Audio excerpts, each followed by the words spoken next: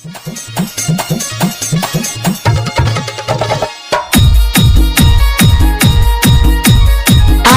भाई नया गांव तेरा खुर्द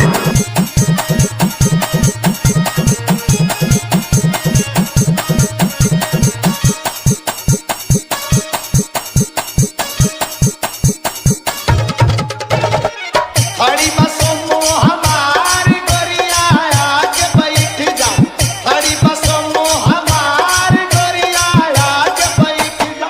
आजा गोरी आजा गोरी आजा गोरी आके बैठ जा। आजा गोरी आजा गोरी आजा गोरी आके बैठ जा।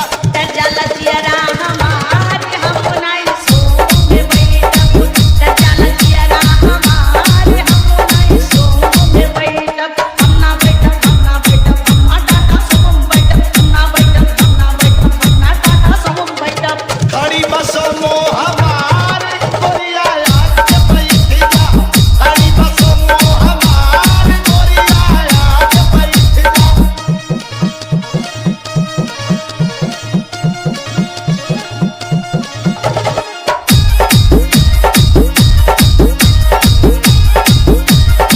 आसिफ भाई नया गांव तेरा खुर्द कोठी चौराहा काबू हरम दबाई जैसे काबू ब्रेक लगाई जब जब काबू हरम दबाई ले चल यूपी बिहार गोरिया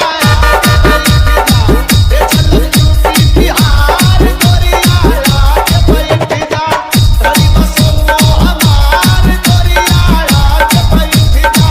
खड़ी बसों में हमारी गोरिया आके बैठ जा। जब जब गाड़ी तेज चलेला जियरा धक धक मोर करेला। जब जब गाड़ी तेज चलेला जियरा धक धक मोर करेला। बिगड़ल बहारन तोहार हम नहीं सो में बैठब। बिगड़ल बहारन तोहार हम नहीं सो में बैठब। चला जियरा हमारे हम नहीं सो में बैठब। चला जियरा हमारे हम नहीं सो में बैठब।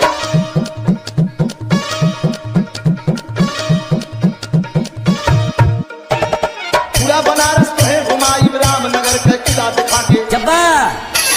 पूरा बनारस तो है घुमाई रामनगर का किला दिखाई। ले चलब गंगा के पार गोरिया आके बैठ जा। ले चलब गंगा के पार गोरिया आके बैठ जा। खड़ी बसों में हमारी गोरिया आके बैठ जा। खड़ी बसों में हमारी गोरिया आके बैठ जा। पहले डीजल तेल भराला टायर पंचर बाबन वाला।